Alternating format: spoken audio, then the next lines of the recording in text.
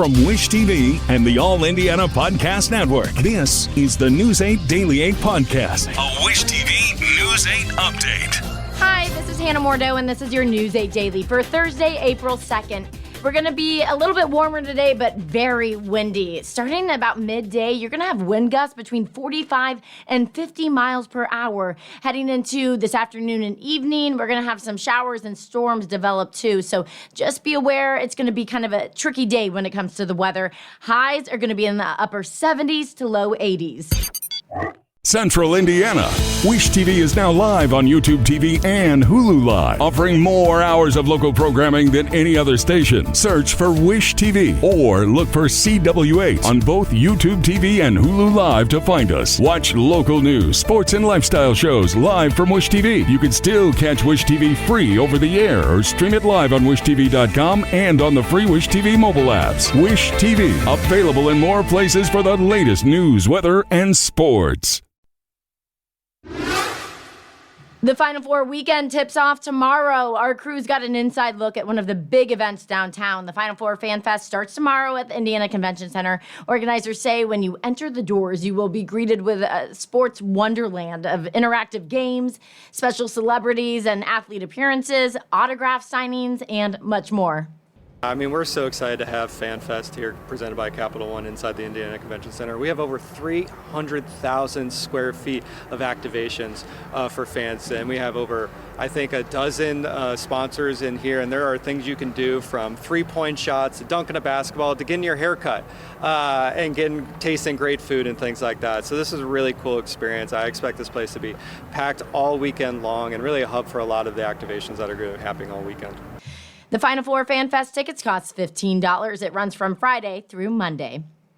President Donald Trump says the war in Iran could be over soon, explaining his rationale for the conflict, but offering few details. We brought you President Trump's primetime address live on Wish TV last night. In his speech, Trump maintained his stance that Iran cannot be allowed to have nuclear weapons. However, he did not discuss a possible ceasefire and suggested the conflict would end after the U.S. finished hitting its targets. He also claims that Iran's Navy and Air Force are gone and says the United States' core objectives are nearing completion.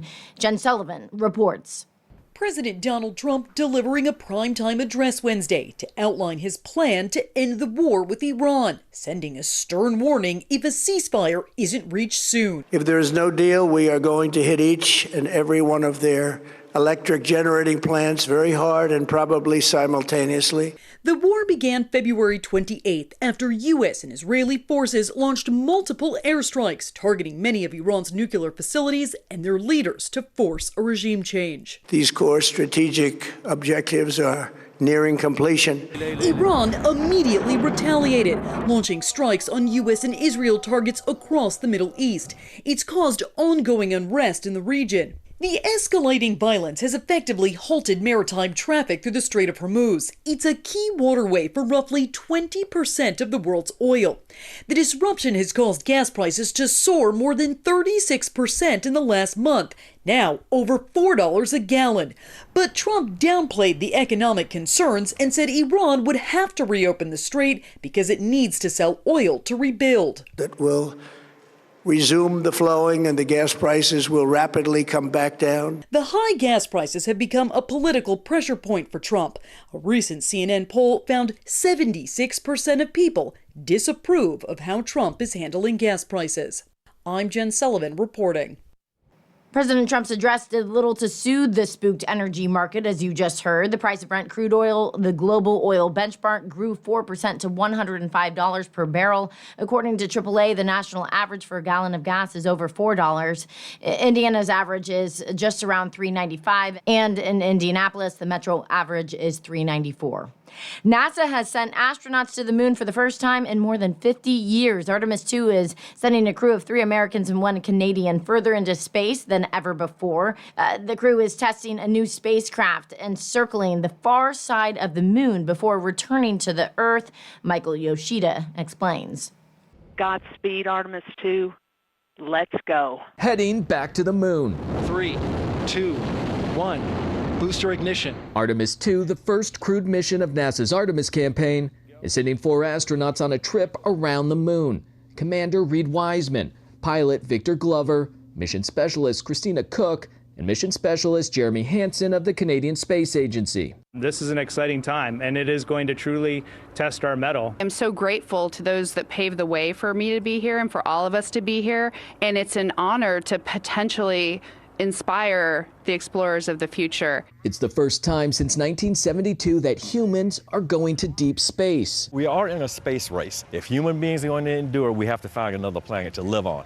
The moon is the first step. Powered by NASA's new SLS, or Space Launch System heavy rocket, the Orion spacecraft launches into Earth's orbit. That thing is 322 feet high, and 300 feet of it, thereabout, is all propulsion. So we're literally brute forcing our way into orbit. After some tests, Orion will then make a roughly 4-day, 250,000-mile journey to the moon, passing by its far side. At a distance between 4,000 and 6,000 miles above the lunar surface, it is expected to be the farthest any human has ever traveled in space. Orion then returns to Earth for splashdown off the United States west coast. The golden age of space exploration, there's so many amazing things happening, and we should be proud, all of us. At Kennedy Space Center, I'm Michael Yoshida. Students at Purdue and the university's astronomy club held a watch party for the Artemis II launch. The Boilermakers are no stranger to lunar launches, with alumni like Neil Armstrong, the first man on the moon, and students say the launch will be inspiring the next generation. It really makes me feel proud that I'm able to attend such an institution that is able to produce these great minds, and where I'm able to be with great people like this and contribute to science in a way that will always be remembered. Purdue has a deep connection to the space exploration. It's known as the cradle of astronauts because 30 astronauts call Purdue as their alma mater. Now to the State House. Haley Busby's parents joined Governor Mike Braun as he signed 2 bills designed to protect children who are missing, and if it involves navigating the web and social media. Haley was 17 when she left home after meeting someone online. She was later found dead in Ohio. News 8's Kat Sandoval reports. The ceremonial signing is a message. Haley's father says it's a good step forward. You know, there's no greater evil than those who seek and do harm to our children. And so I appreciate all the hard work and the effort and the fight that you guys are taking to it. One bill expands the silver alert to include a missing child as a high-risk person. The other bill requires social media platforms to get parental consent for children under 16. The Busby family has been pushing for these changes after Haley met a man online and was later found dead in Ohio. Indiana can be known and placed on the leaderboard across the country as a place that protects its children. And the risk and vulnerability and the threat that's within our homes, our community, and the state will start to dissipate.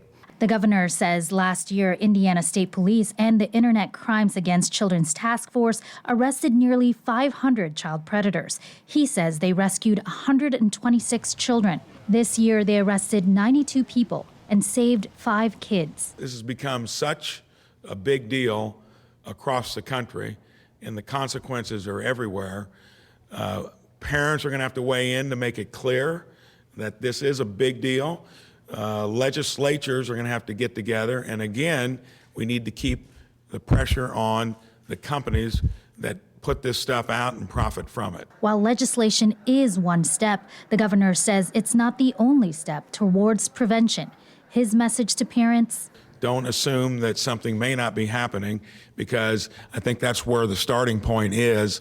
This is the beginning of trying to remediate it, and we're just getting started. The governor also says he supports the Pink Alert system, championed by the Busby family. It focuses on high-risk missing children and cases involving online grooming or trafficking. And it did give us a sense of hope. This isn't a Band-Aid bill, this is forward movement. The Busby family is pushing for Haley's Law, which includes the Pink Alert, in next year's legislative session. Reporting in the State House, I'm Kat Sandoval, Wish TV, wishtv.com. The Metropolitan Development Commission has approved a new data center for the Martindale-Brightwood neighborhood. The commission approved the $500 million data center last night. It is set to be built on Sherman Drive near 25th Street. People living in that area say they're concerned, though, about the data center's environment and land and health impacts. Metroblocks, the owner of the data center, has not announced a timeline for the construction. The Protect Martindale-Brightwood organization, though, says they're considering taking legal actions. Wish TV is your education station. Hundreds of college degrees will be consolidated or eliminated. The state's Commission for Higher Education says it did it because of low enrollment in certain programs. News 8's government reporter Garrett Bergquist found out what this means for students already pursuing those careers. The decision affects degree programs across all 7 public institutions in Indiana. Those degrees served less than 4% of 2024 college grads.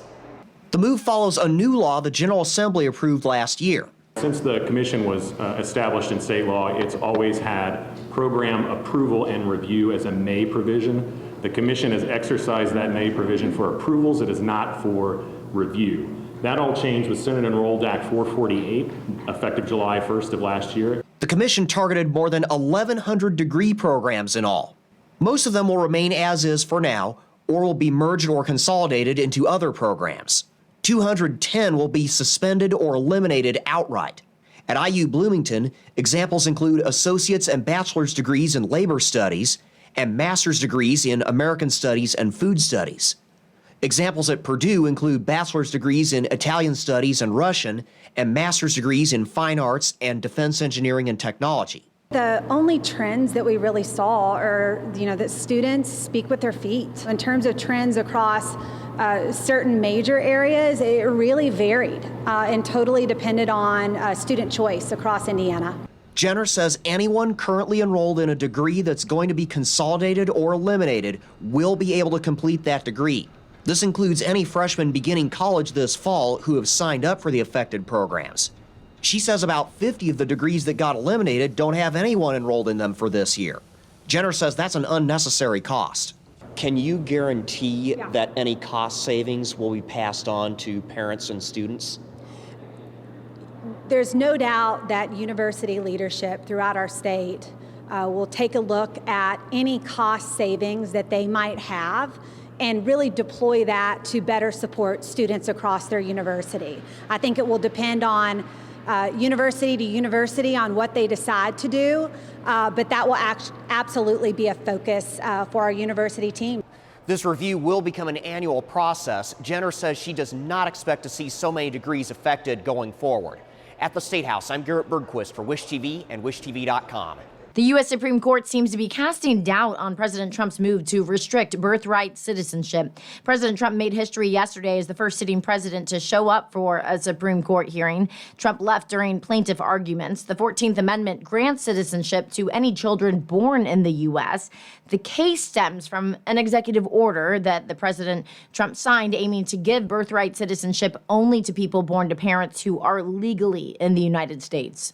I can imagine it being messy in some applications. What if you don't know who the parents are? I think there are marginal cases. That one, I think, has the benefit of being addressed in 1401F, where it talks about... Yeah, but what about the Constitution? We're in a new world now, as Justice Alito pointed out, to where 8 billion people are one plane ride away from having a child who's a U.S. citizen. Well, it's a new world. It's the same Constitution. President Trump's executive order has been blocked by lower courts. A definitive ruling is expected by early summer. The U.S. Food and Drug Administration has approved Indianapolis-based Lilly's new GLP-1 pill. It's called Foundeo. Lilly has already been in the GLP-1 market. That's the weight loss drug market with its Zepbound and Mounjaro injections. Unlike those weekly shots, though, Foundeo is a daily pill that can be taken anytime without restrictions on food or water. Price starts at $149 a month for lower doses. Some insured patients could expect to pay only $25. Sports now, Pacers watch. Pacers picked up their 18th win of the season on the road against the Bulls. Late in the first quarter, Pacers were up by 10. Pascal Siakam got a slam dunk after a great steal from Ben Shepherd. Pacers went on to win 145-126. Blue and gold now have 2 in a row, their first winning streak since before the All-Star break. Pacers are back in action tomorrow night in Charlotte. They take on the Hornets. Tip-off is set for 7 o'clock. The Chicago Bears team president, Kevin Warren, says they hope to choose a site for a new stadium in Illinois or Indiana by late this spring or early in the summer. The 2 proposed sites are in Hammond, Indiana, and Arlington Heights, Illinois. Warren says both sites are perfect for the team. The Bears had hoped to start construction last year, but stopped due to disagreements with Illinois lawmakers over funding for the project. Indiana lawmakers voted on a plan to finance the stadium proposal in Hammond, which is about 25 miles from the Bears' current stadium. Illinois lawmakers are working on their own deal for the Arlington Heights proposal. Former Heisman-winning IU quarterback Fernando Mendoza was back in Bloomington at the Hoosiers Pro Day. Sports director Anthony Calhoun was also there and tells us that Mendoza is ready for the next level, the NFL. All eyes were on the IU quarterback. Pro Day for Fernando Mendoza and the Hoosiers. Mendoza is projected to be the #1 overall pick in this year's NFL draft. And boy, did he have himself a day. In front of all those NFL teams, the Heisman Trophy winner threw 56 passes and only had really one bad throw, many 50 to 60-yard passes as well. After his workout, I asked Mendoza how he handled all the nerves and pressure from the day. Yeah, I think it's great. I think the main goal today was to serve my teammates, and I think that I was able to do that, be able to put them in a position where they're able to make plays, show what they got, and very excited for them in the future. And like I said, I'm just trying to be the best quarterback come September. So today was cool. And yeah, there's a little bit of nerves like right before, but those nerves means I'm ready. And those nerves I turn into energy towards the workout and to be a better quarterback. So in that essence, like, you know, there were nerves, but for me, it wasn't very high stakes. It was just having fun with the guys. The Raiders, who have the #1 pick in this year's draft, had 10 representatives, including the head coach and general manager, on hand to see most likely their future quarterback. Mendoza is hoping he can have an impact in the NFL, just like his championship run he had with his teammates at IU. Yeah, it was a little bit of a moment of gratitude, you know, looking at all those guys and really seeing the special moments I've had with each individual, whether it's Riley, whether it's Holden, any of the receivers, the running backs, all those guys, and kind of, you know, revisit all the good times we have together on and off the field is very special, because it's really unlikely we'll all play on the same team, but hopefully to, you know, play against, to play with some of those guys. So my final takeaway from what I saw here today in Bloomington on this field, and knowing the type of person that Fernando Mendoza is off the field, if you're the Las Vegas Raiders, who had that #1 pick, I got to believe they just hit the jackpot. Anthony Calhoun, Wish TV and WishTV.com. No Indiana teams are in this weekend's Final Four, but there are plenty of Indiana connections. One of them is Greenfield Central grad Braylon Mullins. He shocked the world with his iconic shot to send UConn to the Final Four. It was a surreal moment for Mullins' mom, too. Oh my gosh, did that just happen? And I just hugged him really, really tight, and he had the biggest smile on his face. And that moment I will always remember, like just in that moment. So Katie says she's not only proud of her son's athletic ability, but also how he has stayed grounded. Mullins returns to Indianapolis this weekend to face off against Illinois on Saturday. This has been your News 8 Daily from Wish TV. I'm Hannah Mordeau. Watch us on Wish TV and WishTV.com.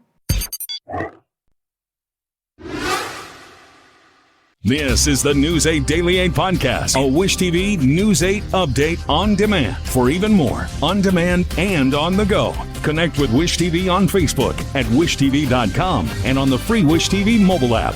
Thank you for listening, and be sure to like, subscribe, and follow this podcast for updates every weekday morning on the All Indiana Podcast Network and wherever you get your podcast.